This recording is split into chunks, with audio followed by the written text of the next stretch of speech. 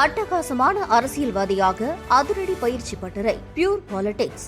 அடுத்த வகுப்புகள் விரைவில் ஆரம்பம். தொடர்புக்கு 7388242422. நாடாளுமன்றத்தில் அடுத்த வாரம் தொகுதி மறுவரையறை FCRA சட்டத்திருத்த மசோதாக்களை அறிமுகப்படுத்த மத்திய அரசு திட்டமிட்டுள்ளதாக தகவல் வெளியாகியுள்ளது. எதிர்க்கட்சிகளின் தொடர் அமளியில் நாடாளுமன்ற மழைக்கால கூட்டத்தொடரின் முதல் 2 வாரங்களில் சரிவர அலுவல பணிகள் நடக்கவில்லை.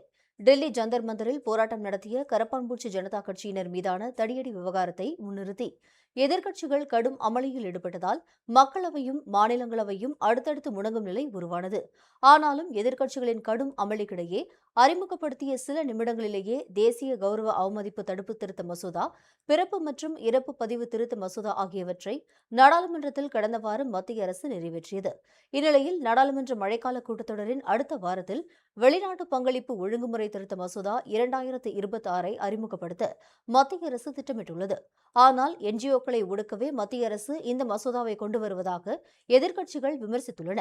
அது மட்டுமல்லாமல் மகளிர் இடஒதுக்கீடு மசோதாவுடன் இணைக்கப்பட்ட தொகுதி மறுவரையறை மசோதாவையும் வரும் நாட்களில் அறிமுகப்படுத்த மத்திய அரசு திட்டமிட்டுள்ளது.